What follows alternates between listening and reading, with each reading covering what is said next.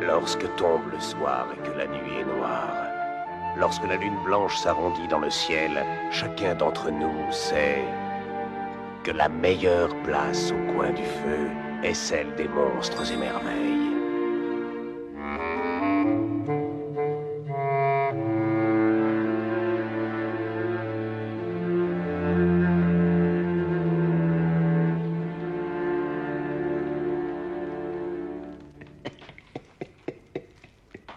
Certaines personnes naissent avec la chance. On pourrait croire qu'elles brillent d'un éclat très particulier, tout à fait personnel. Comme une étoile au firmament. Elles sont illuminées. Tout le monde aime ces personnes, car elles éclairent la vie.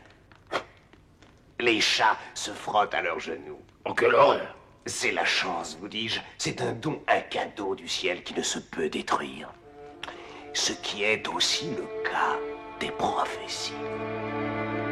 Alors, s'il arrive qu'une nuit naisse un enfant béni par la chance et dont on prédit qu'il régnera un jour, c'est qu'il régnera aussi pauvre qu'il ait été, aussi cruel que soit le roi qui règne au jour de sa naissance, aussi monstrueux que puisse être le monstre.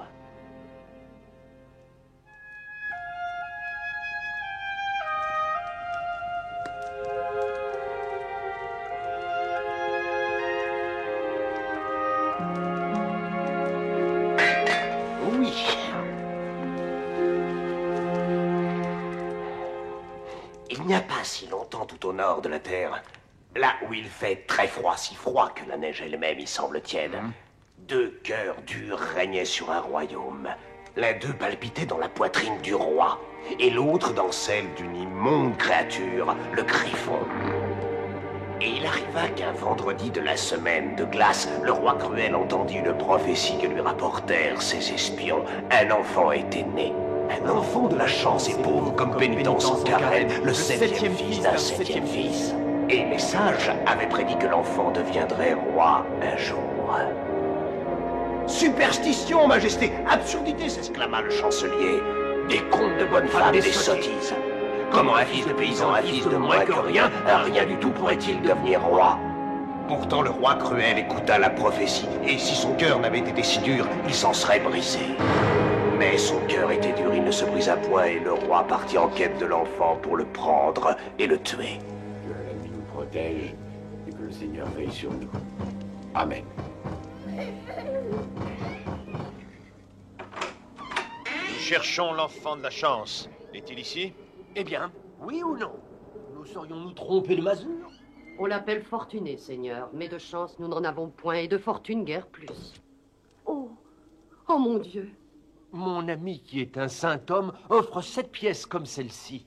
Il cherche un enfant pour en faire son fils et l'aimer. Autant que la chair de ma chair. Oh oui, et voici l'enfant de la chance. Topez-la, c'est votre fortune. Oui ou non? C'est mon petit garçon, Seigneur. Vous en avez 6 autres, la mère, et ils deviendront gras comme des cochons de lait. C'est mon petit amour à moi. Mais bien sûr. Mon amour à moi. Alors il vous faut davantage d'or pour vous Fortuné, mon consoler. bébé. Ce n'est pas d'or que ma femme a besoin.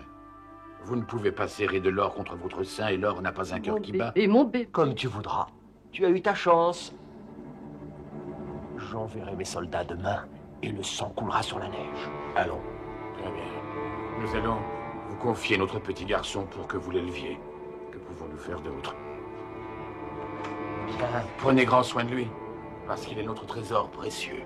Ah oui. Il est le 7e fils d'un 7e fils. Il est fortuné, fils de la chance. Ah oui, il a beaucoup de chance.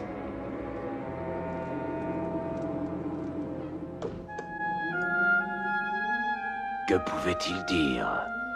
Ce fut si rapide. À peine avait-il compris que le bébé avait disparu.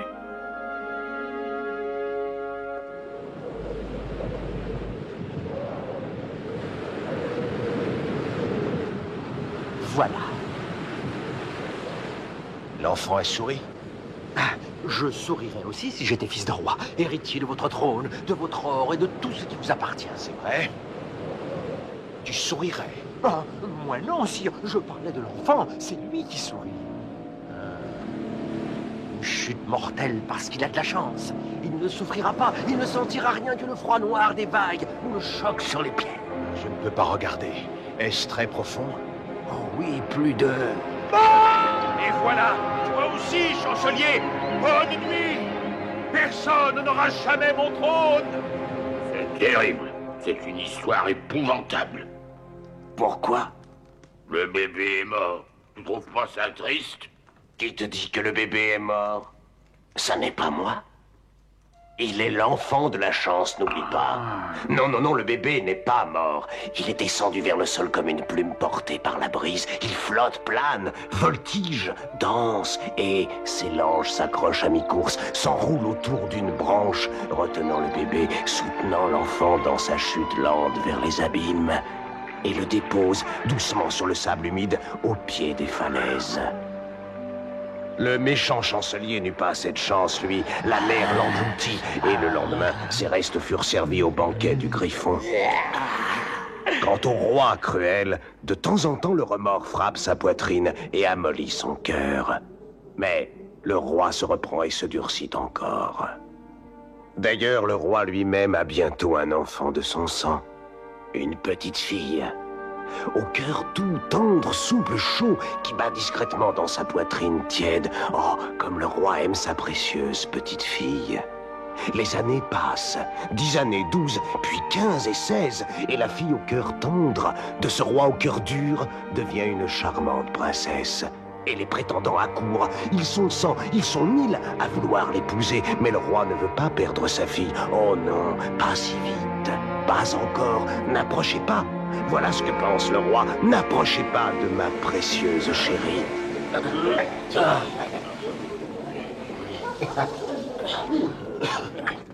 Il y en a 4 pour Nicolas. Oui.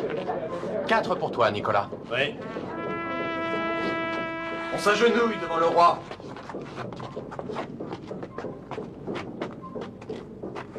Votre Majesté. Je suis dans cette région pour examiner les récoltes. Qu'en est-il? Elles sont bonnes, sire, très bonnes. Et les comptes? Que Sa Majesté daigne voir le livre. Oh! Tout est inscrit, sire. Votre peuple a peiné pour chacun des grains de blé qui ont fait un pain. Et votre Majesté va exiger de nous sa dîme, comme chaque année. Mais bien entendu. Naturellement, car il faut bien marquer qui est roi et qui ne l'est pas. C'est exact.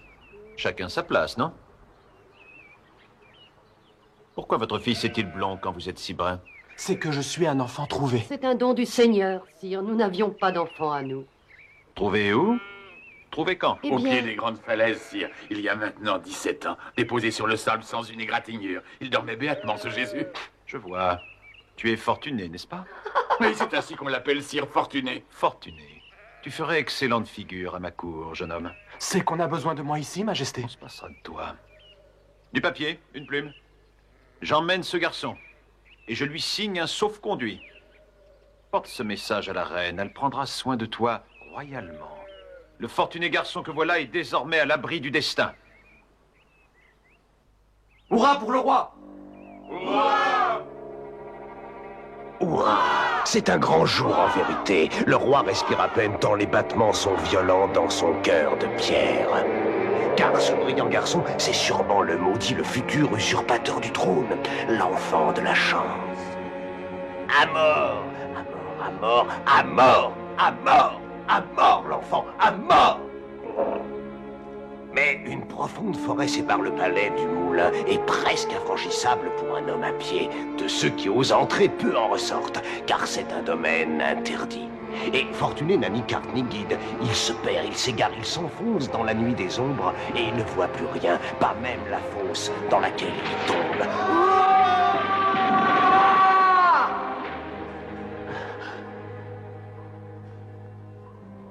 Où suis-je? Sacrebleu, sacrebleu. Tu es tombé chez les ogresses, mon pauvre ami. C'est le repère de mes sœurs. Un endroit terrible. Il faut que j'en sorte. Je suis au service du roi. Regarde, j'ai ici une lettre de Sa Majesté. Je vois, je vois. Ce qu'il faut éviter, c'est que mes sœurs t'aperçoivent. Elles sont cruelles et très violentes. Sacrebleu, dis-moi, est-ce que tu as faim? Puis-je sortir de là? Non, surtout pas. Tu devrais manger pendant que je réfléchis à ce que je vais faire de toi. Ah, je suis cuisinier. Un bon cuisinier. Et ça, c'est mon Enfin, ma spécialité. Ah, merci. Sacrebleu, sacrebleu. Ne t'en vas pas maintenant. Je suis l'enfant de la chance. Oh, On m'appelle Fortuné. Ton plat est délicieux. merci. Merveilleux. Ah, c'est fait. Je suis cuisinier, mais aussi empoisonneur, ainsi que curieux de nature. Voyons un peu ce qu'il y a dans tes poches, ami Fortuné. Ah, rien à manger. Une lettre du roi. En voilà une qui n'atteindra pas le palais. Oh non, ta chance s'est endormie, pauvre petit. Écoutez bien, le petit homme n'en croyait pas à ses yeux. Quelle horreur que cette lettre. Oh, c'est horrible.